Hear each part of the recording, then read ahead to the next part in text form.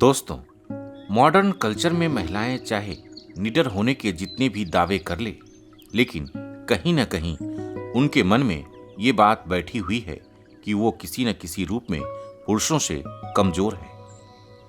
अगर आप नई पीढ़ी की लड़कियों से पूछें तो उनमें से ज्यादातर इस सच को स्वीकार नहीं करेंगी, लेकिन ये 100% सच है कि महिलाओं के अंदर पुरुषों से कमजोर होने की स्वीकृति बहुत अंदर तक बैठी हुई है। अगर देश की राजधानी की ही बात करें तो दिल्ली मेट्रो में महिलाओं के लिए अलग डिब्बा है।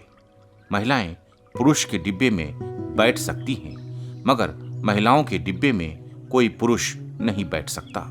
कभी कोई महिला इनकार भी नहीं करती कि मेट्रो में अलग डिब्बा हमारी हीनता या कमजोरी का प्रतीक है और हमें इस तरह की स्पेशल सुविधा नहीं चाहिए।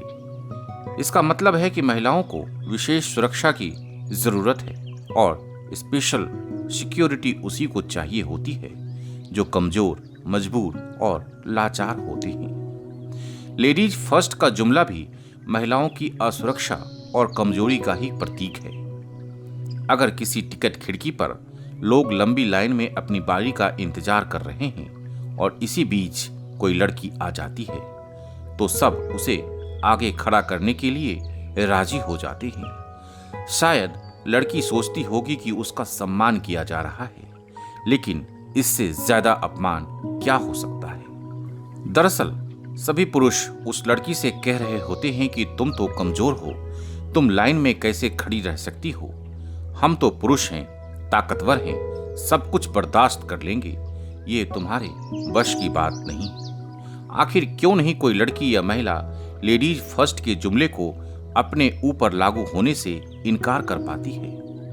महिलाएं क्यों नहीं कह पाती कि मुझे सबसे आगे खड़ा नहीं होना है, मुझे किसी के उपकार या एहसान की जरूरत नहीं है, मैं भी ताकतवर हूं, मुझे किसी स्पेशल प्रोटेक्शन या राइट्स की जरूरत नहीं है। दरअसल प्रॉब्लम यह है कि महिलाएं इस अपमान को विशेष दर्जा मानकर खुश होती हैं।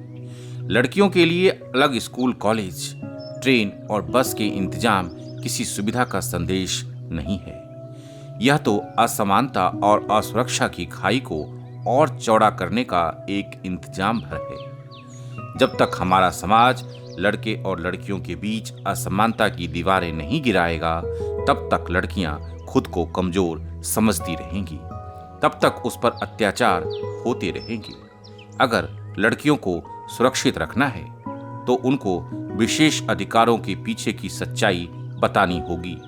लड़कियों के भीतर भी लड़कों जितनी ही ऊर्जा है, बस सोच की वजह से वो ऊर्जा विकसित नहीं हो पाती।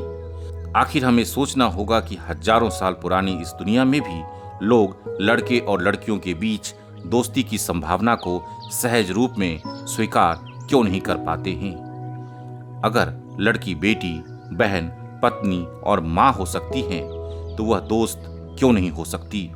ये कितनी अजीब बात है कि इस पृथ्वी पर लड़के लड़कियां सदियों से साथ हैं, लेकिन उनके बीच मित्रता की बात लोगों को आसानी से नहीं पच पाती। आखिर हम इतने भयभीत क्यों हैं? हम इतने डरे हुए क्यों हैं? हम इतनी परेशानी में क्यों हैं?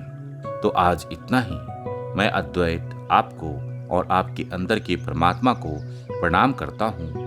आपके परिजनों के खुशियों के लिए प्रार्थना करता हूँ। जय भारत, जय सनातन।